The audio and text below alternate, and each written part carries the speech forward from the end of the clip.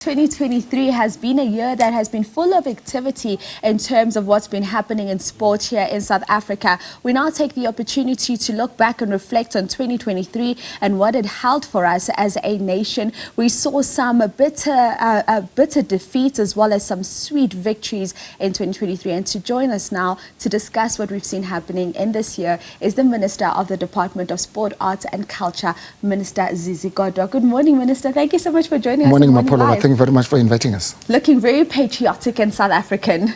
It's good to be a South African. Absolutely. Minister, before we get into looking at everything that happened in terms of our achievements as a country in 2023, perhaps let's start and talk boxing, because we know that you've now appointed the new board for Boxing South Africa. Talk to us about that process for you and what informed the people that you've put on that panel, because we know for the longest time there were so many complaints coming in from different promoters about the state of boxing in this country and how everyone wanted boxing to get back to its glory days. I'm sure, like many South Africans, I was concerned about the state of boxing. And of course, what is important for any sport and any federation and association is stability in leadership. And I found that without that, we will not succeed.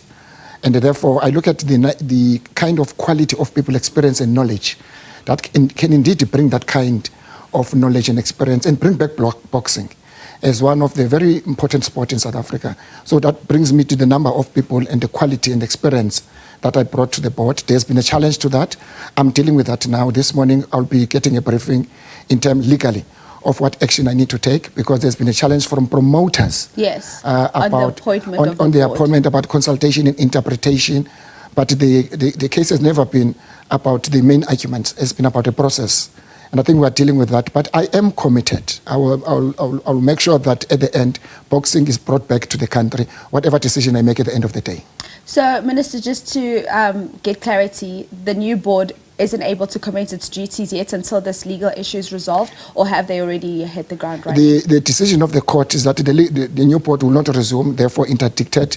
But the good thing is that they appointed an acting CEO, Mandla Ntlangana, who has already assumed the responsibilities, who was suspended, almost reinstating him to a position of the COO, but now as an acting COO, but acting CEO. And I'm very proud that they've taken that decision. But I'm capable of that. I'm sure they are capable men and women who will carry this responsibility, who are proud and passionate about boxing in this country. All right, so let's move on to happier things now. Tomorrow is a public holiday in South Africa, thanks to the Springboks. Talk to me about the importance of the Springboks victory out at the World Cup and what you think it did for us as a nation, and what some of the key learnings are from having seen the Springboks side from an administrative point of view, from what they do when they get onto the field of play and what other sporting codes can learn from them.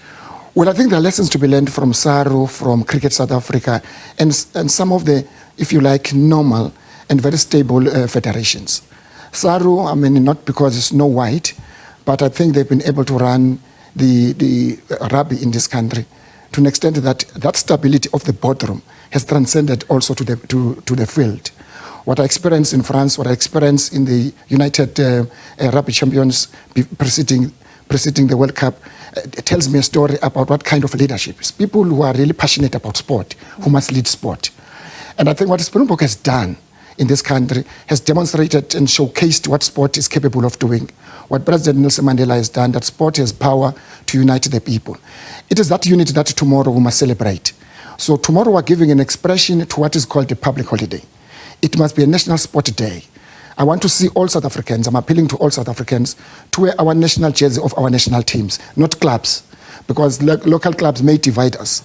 We must wear our national clubs, Banyana Banyana, we must wear our Springboks and celebrate and relive and rekindle the moment of that last whistle.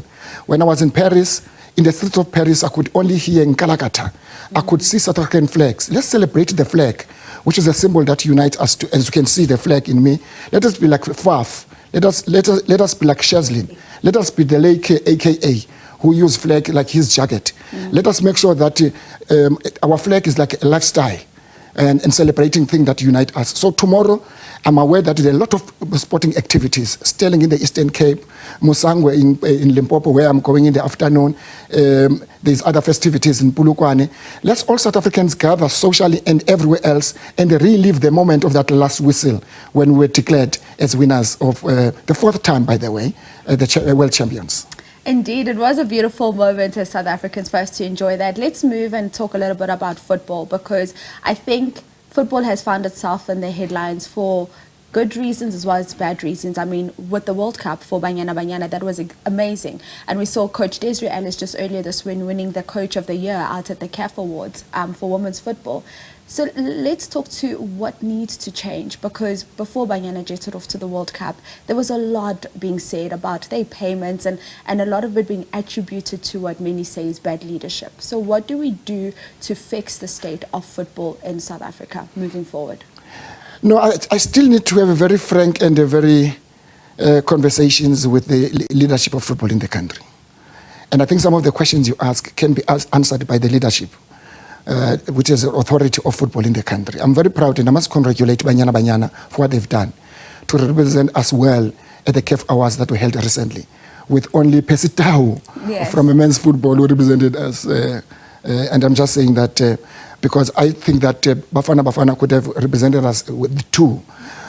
But I'm very confident that it comes January at CAF, Bafana will do well. Let us support them. Let us rally behind them as we did with Paris, supporting the Springboks. But I think there's a lot that we must do to professionalize women's sport, including women's football. And I think that conversation that I'm talking about is a conversation that must be held between ourselves and the football in this country.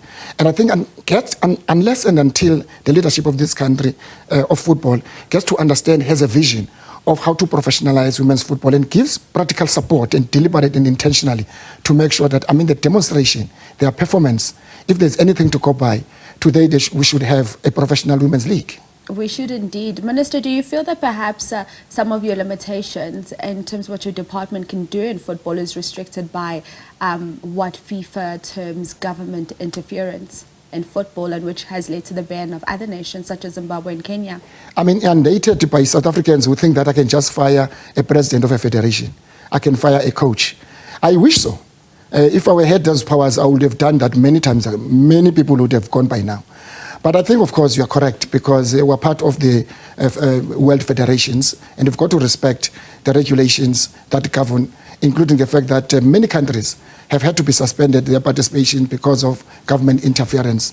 But we'll continue. We'll continue to nudge the leadership of the federation on across federations, including SAFA, until we get it right. Because we're a sporting nation, South Africans, that's why we acted swiftly and quickly on issues of WADA, because we're worried about consequences of WADA as a sporting nation and the consequence to the country that is a winning nation. And therefore, we would want federations and the leadership of federation to appreciate this moment and to make sure that all federations and athletes as well as clubs, they are not left out and do not disappoint. Because South Africans, they don't support a losing team. That's why we don't want them to support a club tomorrow, because they may be divided. We want to support the national teams who seem to be doing well. Memorable year for sport in 2023. And talking about it being a memorable year, we have to touch on the Under-19 Cricket World Cup, which took place in South Africa earlier this year. There's just so many things that happened. We saw the professionalization of cricket for women as well in South Africa. You and I were both at that launch. Let's speak to the status of cricket from a CSA point of view and what you're happy with, what you've seen, the women's team also reaching the finals of the T20 World Cup. CSA represents a good example of a stable leadership. When I met with them early in the year during the Cricket World Cup Women Under-19, immediately I made a commitment that we need to professionalize. In 6 months' time, me and you, we attended an event where they announced, because we had the leadership that got a vision that understands why you must professionalize. I'm very proud of what they have done. I'm very proud of what women's cricket are continue to do. Next year, by the way, we're hosting the ICC Under-19 World Cup, which comes as a result that Sri Lanka was suspended by the World Cricket on the last minute, and it was awarded to South Africa. Because South Africa, it is regarded as a country that is stable, it has got infrastructure, CSA has got good relations with the government. It was given to us about 2 weeks ago. So in the next 2 weeks, we're preparing to host the ICC World Under-19 in South Africa. About 4 provinces are participating. That says something good about ability of South Africa to host events of these premier events that we have hosted, and our ability to host international events. Minister, we are unfortunately running out of time, but we haven't had an opportunity to touch on the hockey. We haven't had an opportunity to touch on the Netball World Cup here in South Africa. But let's talk to 2024 and what your vision is for 2024 when it comes to sports in South Africa. Well, mainly in my vision in 2024, I would like to see the Professional Women's League.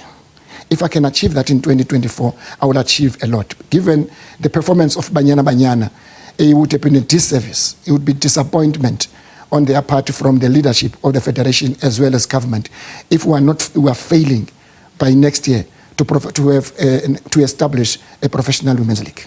Minister, thank you so much for your time this morning. It's been absolutely amazing. Thank you. We'll hold you to the things that you said you'll do come 2024. I'm sure you'll win the national jersey tomorrow. I'm looking forward to see you, Sakina, and Eliane tomorrow wearing beautiful national jersey teams. We'll see what we can put together, Minister. That is the Minister of the Department of Sport, Arts and Culture, just talking all things 2023 in terms of what happened in sports and what we can look forward to in 2024.